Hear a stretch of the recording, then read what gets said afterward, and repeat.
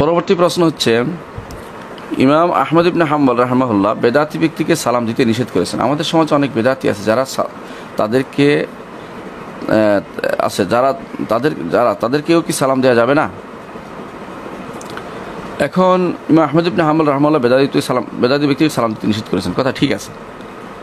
আমাদের সমাজে যারা দাঈল বেদাতি আহ্বানকারী এরকম কিছু মানুষ আছে, তাদেরকে সালাম দিবেন না, এদেরকে সালাম দেওয়া যাবে না।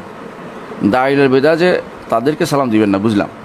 যারা দাঈল বেদা নয়, বেদাত করে, পার্থক্য আছে। একটা হচ্ছে বেদাত করে না জেনে, তার এটাই দিন মনে করছে, তার কাছে স্পষ্ট নয়, মানুষ এটা করে যাচ্ছে, এরকম মানুষকে সালাম দেওয়া বন্ধ করবেন না, কারণ তাদের তো কোনো দোষ নয়, তারা দিন জানে না, জাহেল।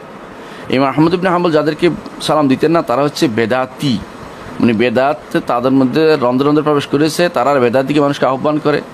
যেমন কেউ সরাসরি আপনাকে মিলাদের দিকে আহ্বান করলো, সরাসরি আপনাকে কবর পুজোর দিকে আহ্বান করলো, সরাসরি আপনাকে বেদাতি কথাবার্তার দিকে আহ্বান করলো, বিভিন্ন রকমের যেসব বেদাত সমাজে প্রচলিত আছে। আহ্বানকারী যারা, তাদেরকে সালাম দিবেন না। কিন্তু যারা আহ্বানকারী নয়, বেদাত করে কিন্তু তারা বুঝছে না, তাদেরকে আপনি সালাম দিবেন, কথা বলবেন, তাদেরকে দ্বীনের কথা বলবেন। আহমদ ইবনে হাম্বল রাহমাহুল্লাহ মূলত বা 1900 আরও যারা বলেছেন, তারা ওই সমস্ত লোকদের ভাইরা বলতেন যাদের বেদাত জানা শোনা, আর যারা সবাই জানে যে এই লোকটি বেদাতের দিকে আহ্বান করে এবং এটা নিয়ে এসে আছে, তাদের সালাম দেওয়ার অর্থ হচ্ছে আপনি তাদেরকে প্রমোট করলেন, তাদেরকে সম্মান দেখালেন। যারা বেদাত করে তারা দ্বীনকে ধ্বংস করার কাজে নেমেছে, তাদেরকে সম্মান করার কোনো প্রশ্নই আসে না। আরেকটি জিনিস এটা হচ্ছে, যখন দেখবেন এখানে সালামের ব্যাপারে বেদাত যারা করে, সাধারণভাবে যারা বেদাতকারী, মানে বেদাতের যারা প্রবক্তা, বেদাতে যারা প্রমোট করে, যাদের বেদাত নিয়ে নেমেছে, যাদের কর্মকাণ্ড চলে, তাদেরকে সালাম দিবেন না, এটা শিওর, এতে কোনো সন্দেহ নেই। কিন্তু এবং সাধারণ বেদাত যারা করে তাদেরকে সালাম দিবেন না। আর আরেকটি জিনিস খেয়াল রাখবেন, এখানে যারা সাধারণ বেদাত করে অনেকেই কিন্তু জানে না যে এটাই বেদাত, এবং তাদের বোঝানো হয় না। সুতরাং তাদেরকে সালাম বন্ধ করে দিয়ে আপনি দাওয়াত দিবেন কী করে? তাদেরকে দাওয়াত দিবেন, সালাম বন্ধ করবেন না, সালাম দিবেন, কথা বলবেন, দাওয়াত দিবেন, বুঝিয়ে দিবেন। আর যদি কোনো দেখেন যে না, শুনছে না, কোনো ক্রমে আমার কথা শুনে না, যতই বলি তারা বিট্রি করে, তখন এখানে মাসলাহাতের প্রশ্ন আসবে। মাসলাহাত অর্থ হলে যদি দেখেন যে আপনি সালাম না দিলে মনে কষ্ট পাবে, এবং তারা আবার নিজেরা চিন্তা করবে যে আমাকে তো মানুষ সালামও দেয় না, আমি কি ভুল করছি নাকি, চিন্তা করে এরকম অবস্থা যদি আপনি দেখতে পান তার মধ্যে, তাহলে আপনি সেখানে সালাম দিবেন না। সাধারণ মানুষদের সম্পর্কে বলছি, বেদাত আহ্বানকারী দিকে বলিনি তো সাধারণ। কিন্তু যদি দেখেন যে না, আমার সালাম দেয়া না দেয় তার কাছে সমান, তখন আপনি সালাম বন্ধ করবেন না, বরং কথা বলবেন, দাওয়াত দিতেই থাকবেন। কারণ দাওয়াত একবার নয়, আপনি 1000 বার দিবেন। রব্বি ইন্নী দাওয়াতু কওমি লাইলা ওয়া নাহারা, আল্লাহ আমি রাত দিন তাদের ডেকেছি। 950 বছর দাওয়াত দিয়েছে। এখন বেদাত করে, বেদাত তো দুই প্রকার, শিরকি কাজও বেদাত, সাধারণ কাজও বেদাত। বেদাতে শিরকি আছে, বেদাত কুফরি আছে, বেদাত সাধারণ কুফরি বেদাতও আছে, যেগুলি হারাম, হারামের নিচে কোনো বেদাত নেই। তাহলে আপনি তাকে দাওয়াত দিতেই থাকবেন, দাওয়াতের জন্য হলেও সালাম দিবেন তখন। কিন্তু যারা বেদাত না কাজেই প্রসিদ্ধ, তাদের কখনো সালাম দেওয়ার প্রয়োজন নেই, তাদের সালাম দিবেন না, কারণ সালাম দিতে তাদেরকে লাভ হবে না। আর যদি দেখেন যে তাদেরকে দাওয়াত দেওয়ার জন্য আপনার প্রয়োজন হয় সালাম দিতে, তখন দিতে পারবেন। কিন্তু না দেওয়াটা যদি কোনো কাজ হবে না, তারা উল্টো আপনাকে মানুষকে বিভ্রান্ত করছে, তখন তাদের সালাম দিবেন না, তাদের সাথে চলাফেরা করবেন না, তাদের থেকে দূরে সরে যাবেন সবসময়, এবং তাদের কোনো কর্মকাণ্ডে অংশগ্রহণ করবেন না। বেদাত তো দূরের কথা, এবং বেদাতি কোনো কাজে, বেদাতি কোনো ব্যাপার সাহায্য করবেন না। পরবর্তী প্রশ্ন হচ্ছে, আমি দুবাইতে থাকি, আমাদের ক্যাম্পে ইন্টারনেট ওয়াইফাই বিজনেস করি, এই বিজনেসটা কি হালাল নাকি হারাম আমার জানা খুবই দরকার। হারাম হইলে এই বিজনেসটি আমি করব না।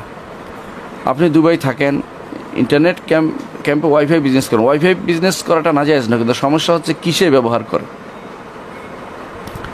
আপনি যদি দেখেন যে তারা এগুলি দিয়ে কথা বলে, বা এগুলি দিয়ে তারা ওয়াজ নসিহত নামিয়ে শোনে, অথবা তারা এগুলি দিয়ে ভালো কোনো কাজে ব্যবহার করে, তাহলে সেটা অবশ্যই হালাল। আর যদি দেখেন যে বেশিরভাগই এগুলি দিয়ে যেটা করে সেটা হচ্ছে বাস্তবতা, ওইটা বেশিরভাগই তারা বিভিন্ন ছবি নামায়, গুনার জিনিস নামিয়ে সেগুলি দেখতে থাকে, বেশিরভাগ সময় পর্নোগ্রাফি দেখে, তাহলে আপনি হারাম কাজে সহযোগিতা করছেন। এই জন্য আপনার জন্য এই বিজনেস হারাম হবে। মূলত ওয়াইফাই হারাম না, আমরা এই যে কথা বলছি ওয়াইফাই দিয়ে কথা বলছি, বা এই জাতীয় যে ইন্টারনেট আছে, এগুলো হারাম না, এগুলো মাধ্যম। এগুলি কিসে ব্যবহার হচ্ছে সেটার উপর নির্ভর করবে হালাল বা হারাম। যদি আপনি ভালো কাজে সহযোগিতা করেন, তো আল্লাহ তাআলার বাণীর ভিতরে পড়বেন, ওয়া তাআওয়ানু আলাল বিররি ওয়াত তাকওয়া, তোমরা একে অপরকে সাহায্য করো নেক কাজে এবং তাকওয়ার কাজে। আর যদি আপনি হারামের কাজে সহযোগিতা করেন, তাহলে আপনি ওই এই আয়াতের ভিতরে পড়বেন ওলা তাআওয়ানু আল ইসমাল উদওয়ান, তোমরা অন্যায় সীমালঙ্ঘন এবং খারাপ কাজের মধ্যে একেবারে গুনার কাজে একেবারে সাহায্য করো না। আপনি সেখানে সাহায্য করছেন। এখন বলুন আমি জানি না, আপনি ভালোই দেখতে পাচ্ছি যা ভালোই ব্যবহার করে, সেটা আপনার জন্য জায়েজ হবে?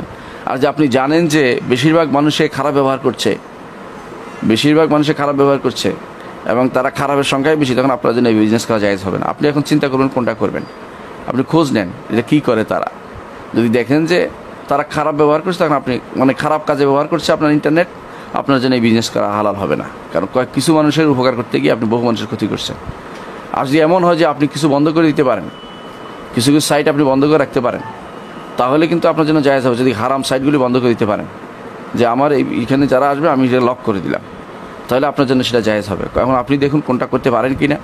এটা মোট কথা হচ্ছে এটাই, যদি আপনি হালালের সহযোগিতা করেন হালাল হবে, যদি হারামের সহযোগিতা করেন হারাম হবে। তো আপনি কোনটা গ্রহণ করবেন আপনি ভালো করে চিন্তা ভাবনা করে দেখবেন।